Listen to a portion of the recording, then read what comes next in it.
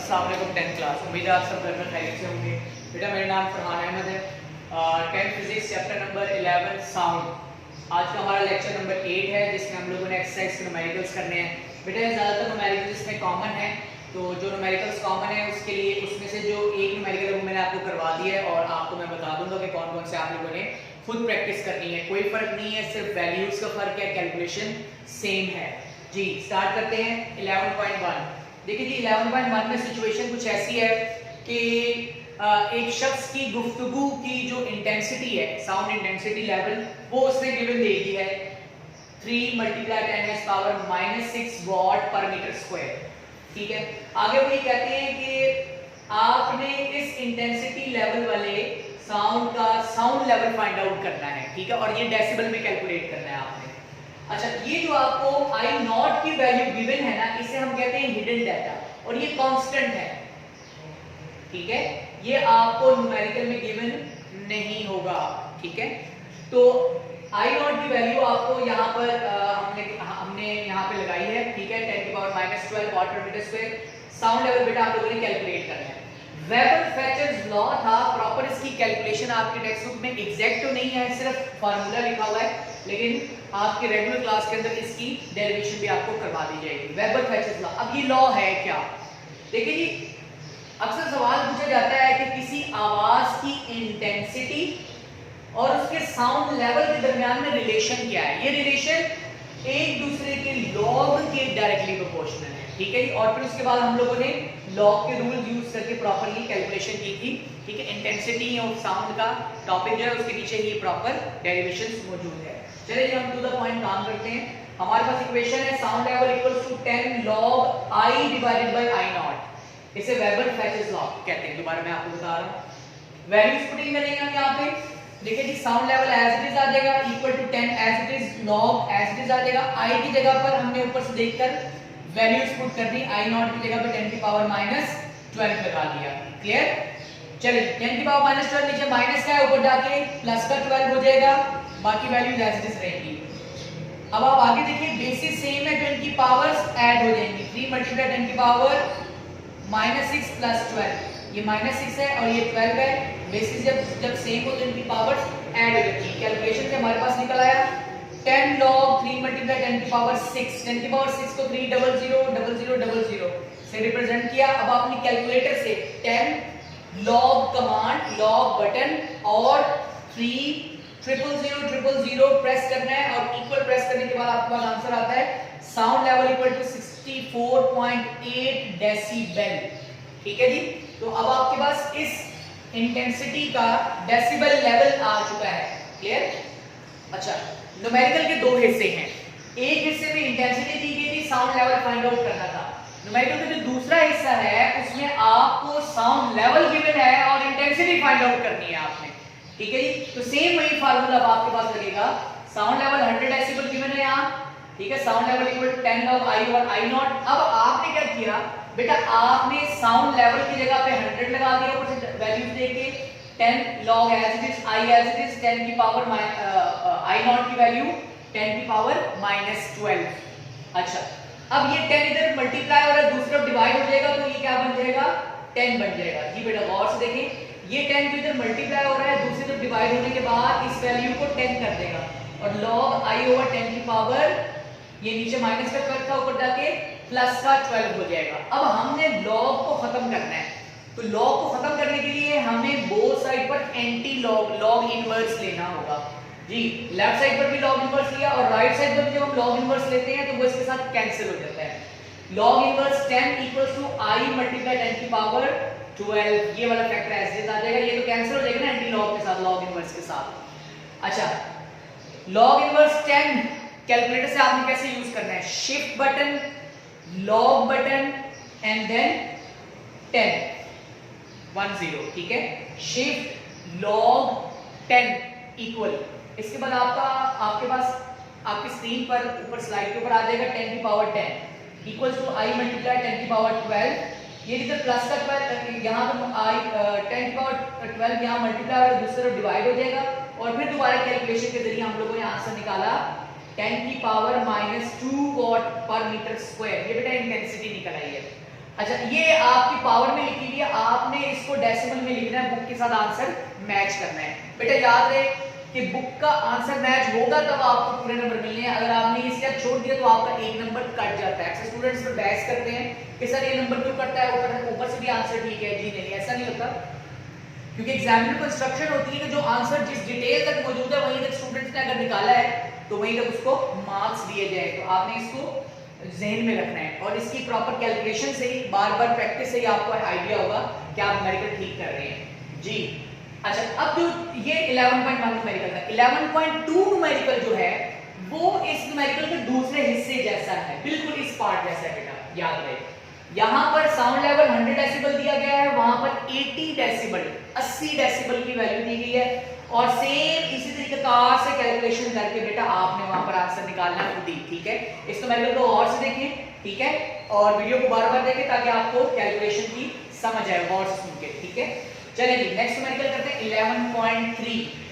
अच्छा, अब 11.3 में क्या सिचुएशन है, ये इन्होंने क्या किया है, इन्होंने बताया बेटा कि एक आवाज है वो ऑडिबल है या नहीं।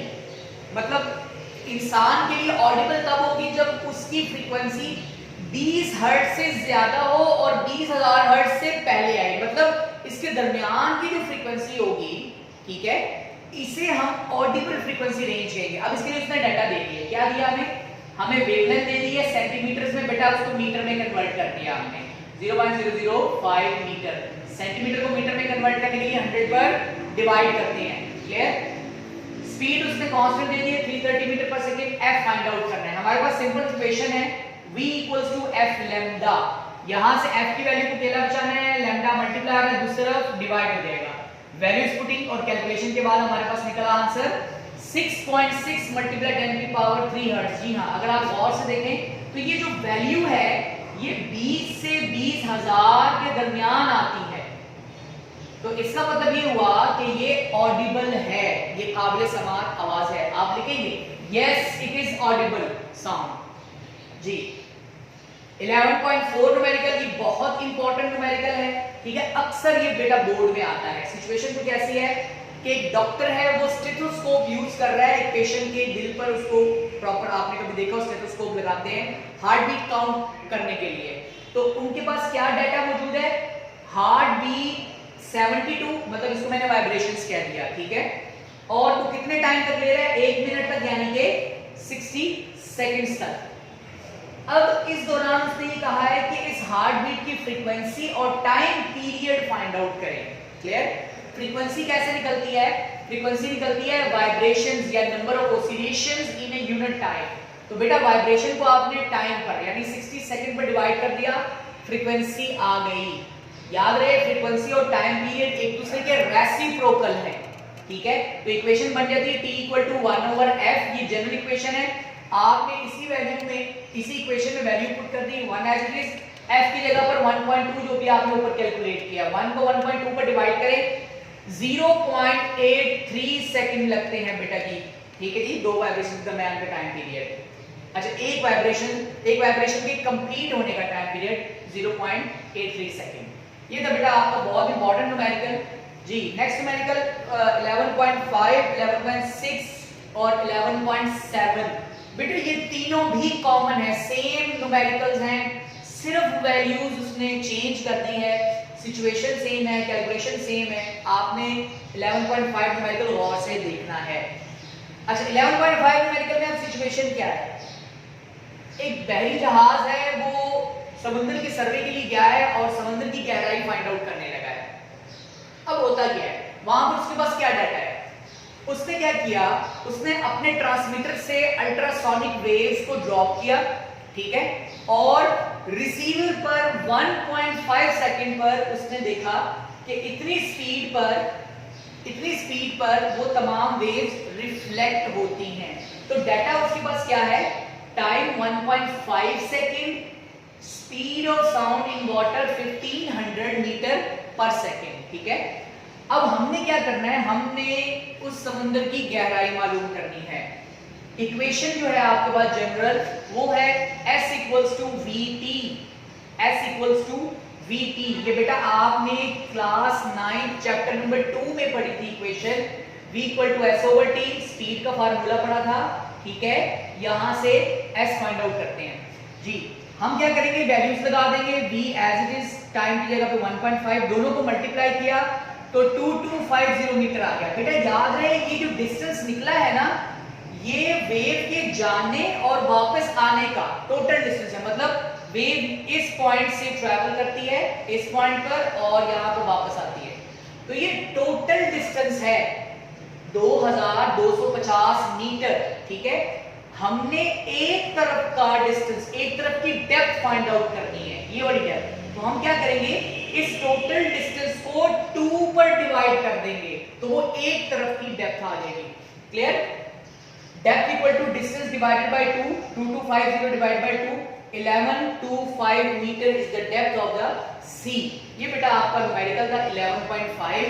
दोबारा इसके लिए ये वाला हिस्सा देखिएगा वीडियो का, ताकि आपको क्लियर हो कि ये मैंने कैलकुलेशन कैसे की है। खास तौर पर जो मैंने इसकी डिस्कशन की है कि ये जो 2250 मीटर डिस्टेंस आ रहा है, ये टोटल डिस्टेंस है अल्ट्रासाउंड के एमिशन पॉइंट से लेकर रिसीविंग पॉइंट तक, ठीक है। तो हमने एक तरफ का फासला कैलकुलेट करना है। कुछ नोट्स में इसको 2 पर डिवाइड कर दिया गया होगा, वो भी ठीक है। मतलब ये जो टाइम है, ये टोटल उस वेव के आने जाने का टाइम दिया गया। अगर आप इसको 2 पर डिवाइड कर देंगे तो वो एक तरफ का टाइम आ जाएगा बेटा। वैसे भी न्यूमेरिकल ठीक होगा, उस सूरत में आपके पास लीनियर इक्वेशन यहीं पर आंसर आ जाएगा जी। 11.6 और 11.7 बिल्कुल इसी पैटर्न पर मौजूद है। आप उसकी स्टेटमेंट को गौर से पढ़ेंगे और उसका डाटा निकालने के बाद सेम इसी इक्वेशन के जरिए, इसी कैलकुलेशन के जरिए आप आंसर निकालेंगे जी। आखिरी दो न्यूमेरिकल्स रह गए हैं। जैसे मैंने आपको शुरू में बताया था कि audible frequency range 20 hertz to 20,000, ये वाली जो रेंज है इसे हम कहते हैं मिनिमम और इस रेंज को हम कहते हैं मैक्सिमम। क्लियर? अब हमने क्या करना है, हमने किसी स्पेसिफिक स्पीड पर दोनों की वेवलेंथ फाइंड आउट करनी है। हमने ये चेक करना है कि ये जो इस फ्रीक्वेंसी पर वेवलेंथ कितनी होगी, इस फ्रीक्वेंसी पर वेवलेंथ कितनी होगी। तो हमने 2 दफा v equal to f lambda formula लगाना है। डाटा निकाल लें आप। लैम्डा 1 का क्या मतलब हुआ, उस साउंड की फ्रीक्वेंसी उस साउंड का वेवलेंथ जिसकी फ्रीक्वेंसी 20 हर्ट्ज है। लैम्डा 2 f2 20,000 हर्ट्ज की फ्रीक्वेंसी, ठीक है, उसका वेवलेंथ। कैलकुलेशन में स्टार्ट करते हैं v equal to f1 lambda 1 equal to v over f1, ठीक है। v ओवर f1, v की जगह 343, f1 20, दोनों को डिवाइड किया 17.5 मीटर, मतलब 17.5 मीटर। ये बहुत बड़ी वेवलेंथ है, ठीक है।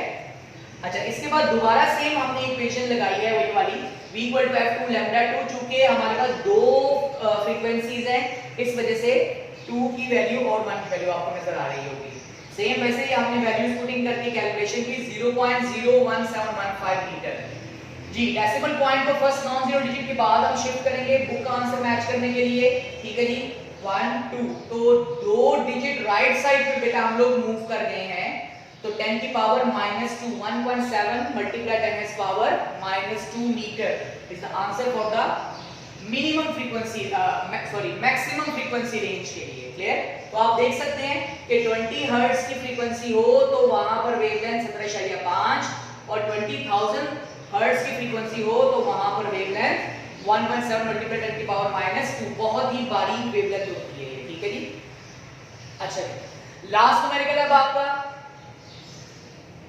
जी। सिचुएशन कुछ ऐसी है कि आपने 1.5 किलोमीटर का डिस्टेंस तय करवाना है एक वेव को, साउंड वेव को, जिसकी फ्रीक्वेंसी 2 किलोहर्ट्ज है, यानी कि 2000 हर्ट्ज।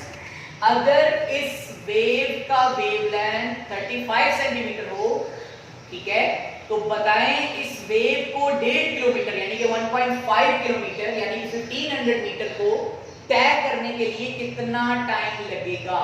क्लियर? डाटा को और से देख लें। फ्रीक्वेंसी 2 किलोहर्ट्ज, 20,000 हर्ट्ज, किलो की जगह पे 1000 लगा दिया। वेवलेंथ सेंटीमीटर में है, इसे मीटर में कन्वर्ट करने के लिए डिवाइडेड बाय 100 कर दिया मैंने, ठीक है। 1.5 किलोमीटर है, इसे भी मीटर में कन्वर्ट करने के लिए 1000 पर मल्टीप्लाई करेंगे।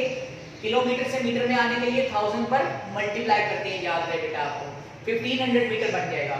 चलिए कैलकुलेशन स्टार्ट करते हैं। हमारे पास जनरल इक्वेशन है स्पीड वाला फार्मूला है v equal to s over t, v equals to s over t, जैसे मैंने पहले भी जिक्र किया और चैप्टर 2 9th क्लास में भी हमने पढ़ा था। v की जगह पर लग जाएगा f lambda, s over t वाला फैक्टर एज इट इज आ जाएगा। अब आप ये देखिए f लैम्डा और t की हमने नोटेशन चेंज करनी है, f लैम्डा t की जगह और t f लैम्डा की जगह आ जाएगा, ताकि प्रॉपर एक थीम इक्वेशन बन जाए जिसमें हमने वैल्यूज पुट करनी है।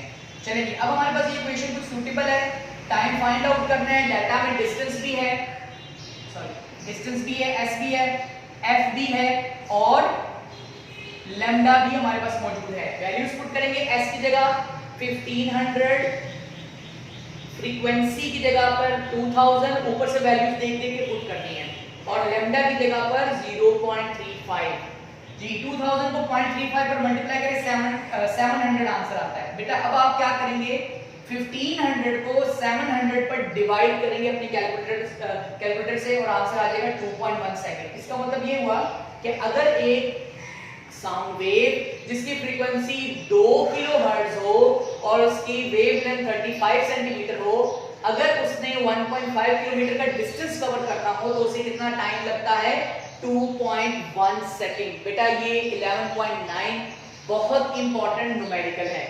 वीडियो के एंड में बिल्कुल मैं आपको दोबारा याद करवा दूं कि यहाँ जैसे कि 11.1 और 11.2 में 11.1 और 11.2 की जो डिस्कशन हो रही थी, यहाँ मैं आपको बताया था बेटा कि 11.1 न्यूमेरिकल का जो दूसरा पार्ट है, सेकंड पार्ट है, सेम इसी तरीके कार से 11.2 न्यूमेरिकल होगा, और 11.5 जैसे कराया 11.6 और 11.7 जो है 7 वो भी सेम न्यूमेरिकल्स हैं। कैलकुलेशन गौर से देखिए बेटा, ठीक है जी, और वीडियोस को बेटा गौर से सुनिए। जितनी ज्यादा आपकी लिसनिंग एबिलिटी होगी उतनी ही बेहतरीन आप लोगों का जो है ना कंसंट्रेशन लेवल होगा।